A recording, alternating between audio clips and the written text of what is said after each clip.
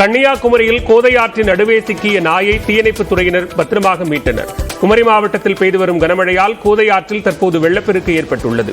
இந்நிலையில் ஆற்றின் நடுவே இருக்கும் பாறையில் நாய் ஒன்று சிக்கியது. இதனை அறிந்த பொதுமக்கள் மீட்பு படையினரின் உதவியுடன் சாக்கில் நாயை கட்டி அதனை பத்திரமாக மீட்டனர்.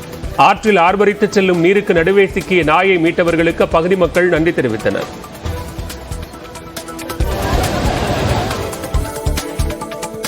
திண்டுக்கல் மாவட்டம் பழனி அருகே பாலாறு அணையில் கூட்டமாக 10க்கும் மேற்பட்ட யானைகள் முகாமிட்டுள்ளன.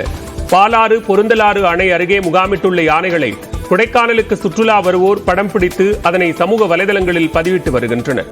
இதேபோன்று யானைகளை காண வாகனங்களை ஆங்காங்கே நிறுத்துவதால் 2வது கொண்டை ஊசி வளைவு அருகே போக்குவரத்து நெரிசல் ஏற்படுகிறது.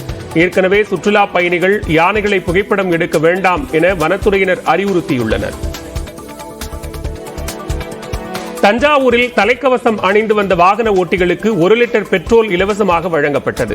தஞ்சை பழைய பேருந்து நிலையம் அண்ணா சிலை அருகே தலைக்கவசம் அணிவது குறித்து விழிப்புணர்வு ஏற்படுத்தப்பட்டது. மேலும் தலைக்கவசம் அணியாமல் வந்த வாகன ஓட்டிகளுக்கு போலீசார் அறிவுரைகளை வழங்கினர். அப்போது காவல்துறையினர் தனியார் தொண்டு நிறுவனத்துடன் இணைந்து தலைக்கவசம் அணிந்து வந்த 50 பேருக்கு 1 லிட்டர் பெட்ரோல் இலவசமாக வழங்குவதற்கான டோக்கனை வழங்கினர். திருவாரூர் திருத்துறைப்பூண்டியில் சமையல் செய்யும் போது தீ பற்றியதால் 6 வீடுகள் தீயில் எரிந்து சேதமடைந்தன. செல்வம் என்பவர் வீட்டில் மதிய உணவு சமைப்பதற்காக அடுப்பை பற்ற வைத்த போது கூரையில் தீ பிடித்து மளமளவென பரவியது. காற்றின் வேகத்தில் தீ பரவி செல்வம், அறிவுமணி, ராஜேந்திரன், சண்முகம் உள்ளிட்டோரின் வீடுகள் தீயில் கருகின. இந்த விபத்தில் லட்சக்கணக்கான ரூபாய் மதிப்பிலான வீட்டு உபயோகப் பொருட்கள் சேதமடைந்தன. ராமநாதபுரம் மாவட்டம் திருவாடானை அருகே கோயில் திருவிழாவை முன்னிட்டு மாட்டு வண்டி பந்தயம் நடைபெற்றது. சின்னக்கீரமங்கலத்தில் உள்ள ஸ்ரீ மகாலிங்கமூர்த்தி கோயில் விழாவுக்காக பெரிய மாடு, சிறிய மாடு என 2 பிரிவுகளாக போட்டி நடத்தப்பட்டது.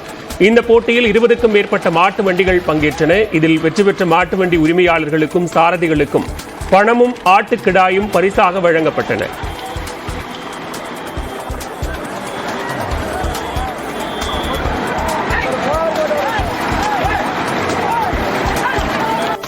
கன்னியாகுமரி மாவட்டம் தோவாலை கால்வாய் உலக்கை அருவி அருகே ஏற்பட்ட உடைப்பை விரைந்து சீரமைக்க கோரி குறைதீர் கூட்டத்திலிருந்து விவசாயிகள் வெளிநடப்பு செய்தனர்.